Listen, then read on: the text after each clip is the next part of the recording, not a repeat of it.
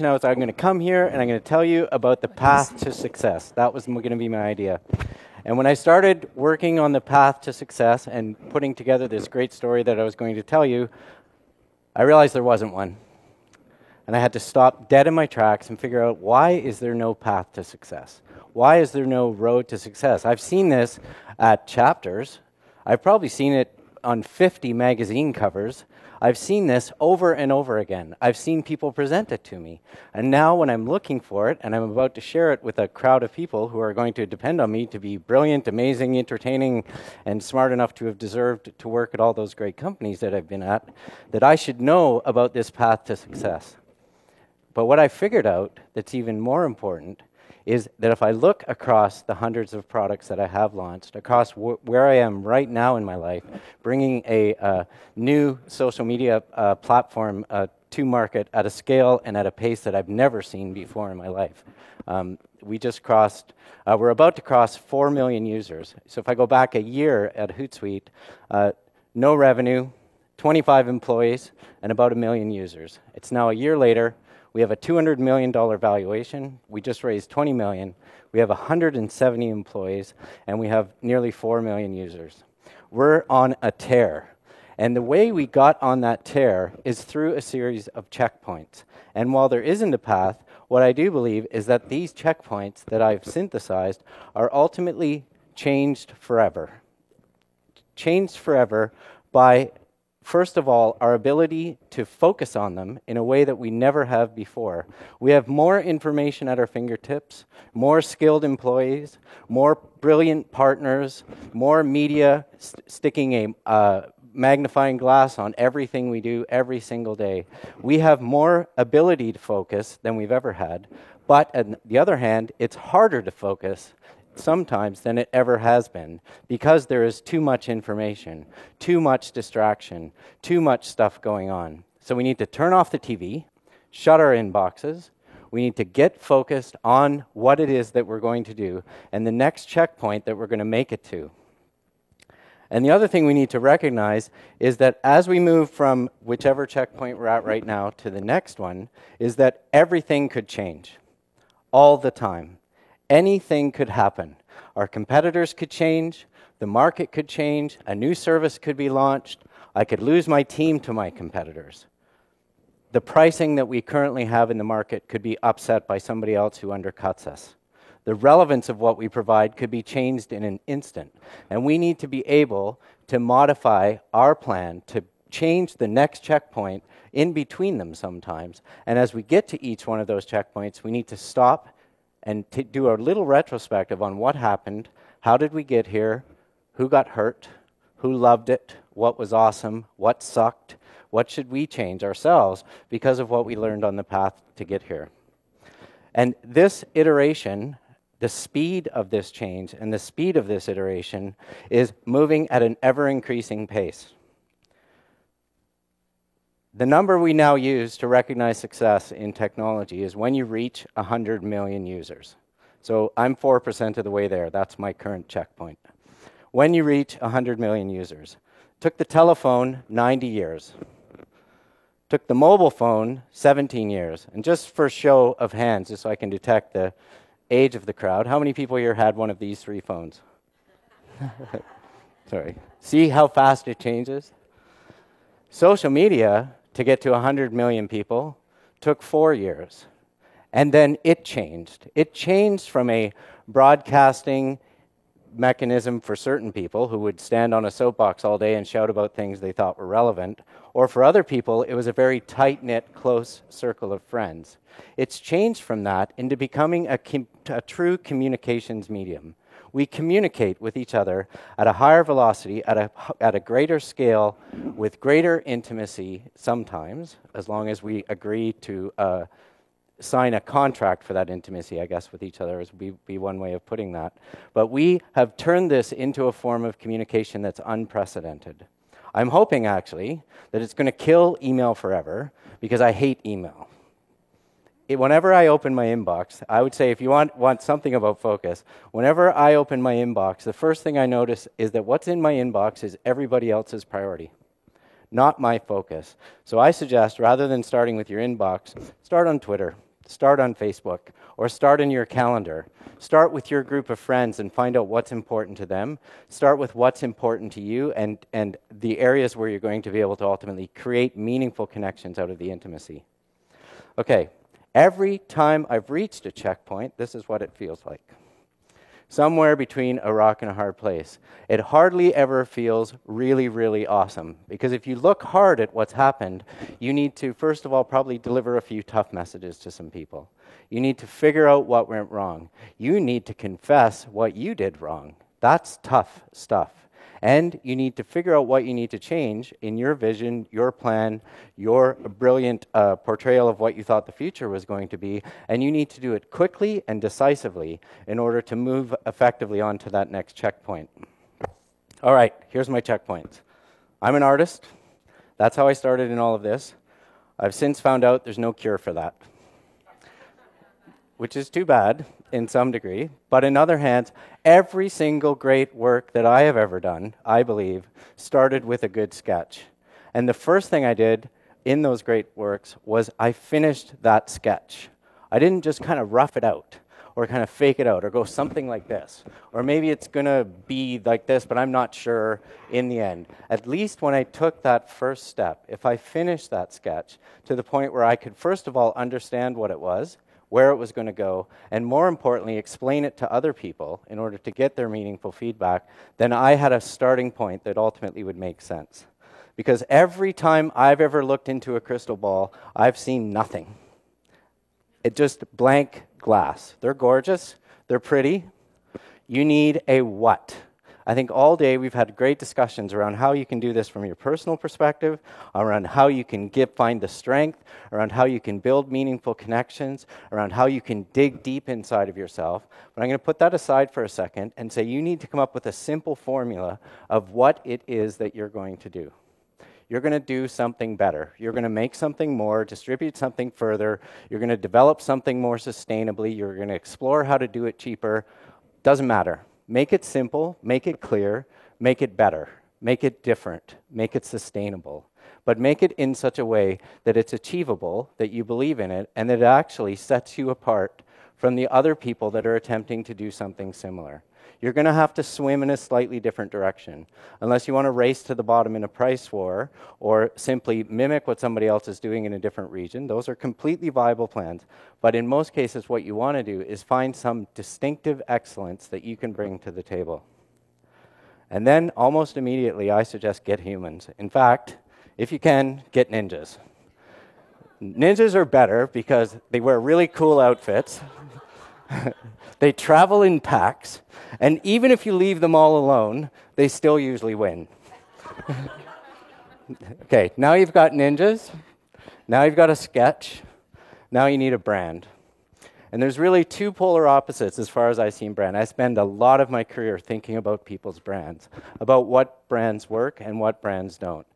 You ultimately want to have a brand that your fans are willing to tattoo on some intimate part of their body.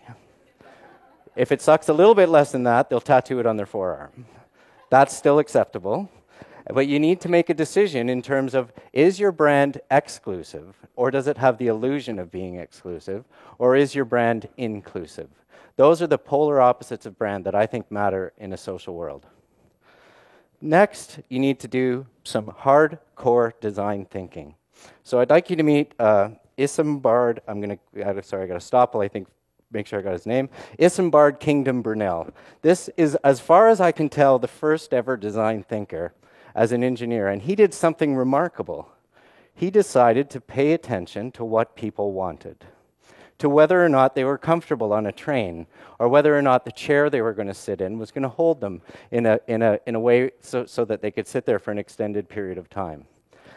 This has led now to an entire phenomena where everything that we do from a design perspective should embody some element of design thinking. We should be iterative. We should think about the interaction model. We should focus on the engagement. We should take lots of different ideas into the process. But most importantly, we should get with the people that are going to have to use our products on a day-to-day basis and ensure that they believe in what we're doing. This will help ensure that when we cross this checkpoint, that the story that we're going to tell is valid. Simple methodology for this. This is Michael Dell's model. This is my simplification of why Dell succeeded. When I buy a computer for Dell, I take some coins or a credit card and I put it in Michael Dell's coin-operated model. And in one side of the building, there's a bunch of trucks. And in the trucks are all the computer parts. They never leave the truck until I put the coin in the machine. When I put the coin in the machine, somebody goes out, gets the parts off the truck, brings them in the factory, and puts them in the little blue boxes that drove away. Those are the FedExes, UPSs, etc. of the world.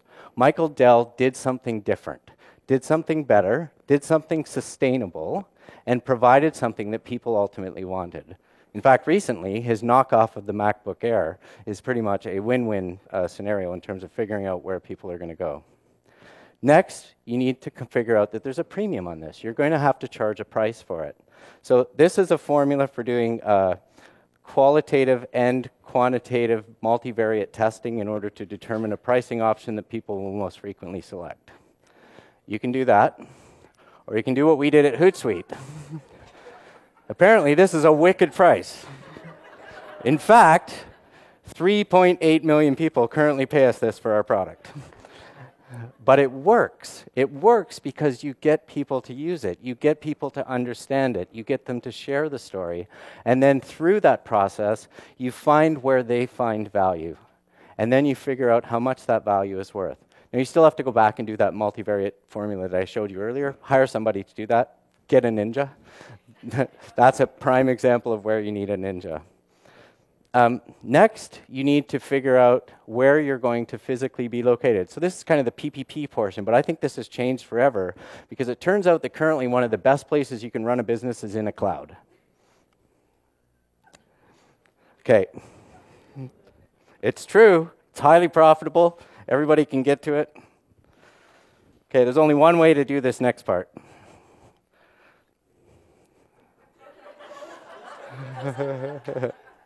And I don't mean, just for the record, I don't mean, I got this recently, actually, was an interviewer on CTV said, isn't hustling like what people do in pool halls? I was like, nope. It's when you roll up your sleeves and dig in and get the job done.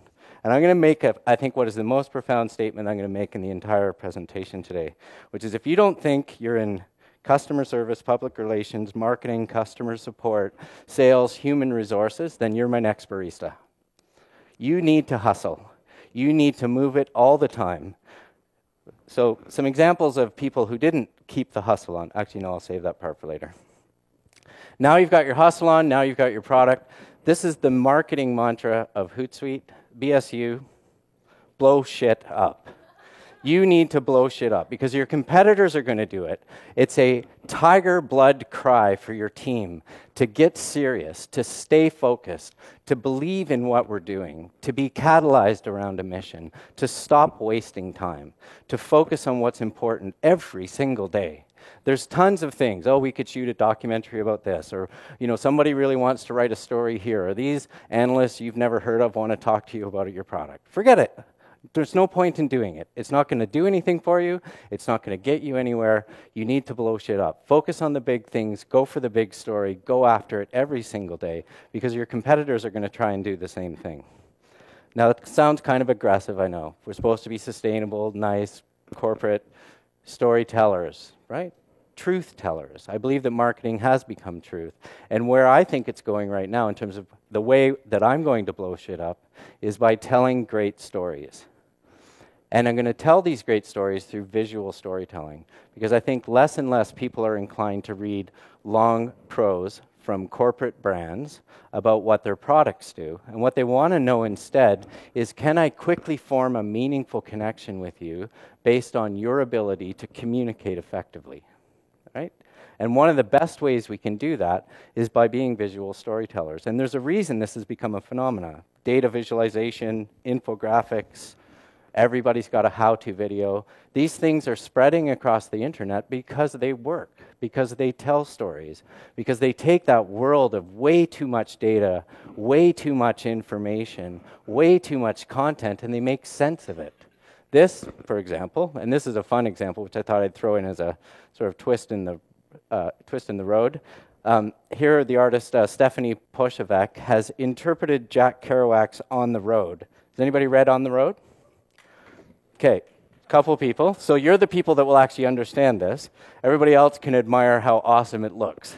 What she's done here is actually quite interesting. She's drilled down by chapter, by paragraph, by idea, by theme, by character, by word, by reputation, and told an entire story of On the Road from a visual perspective, or interpreted it visually.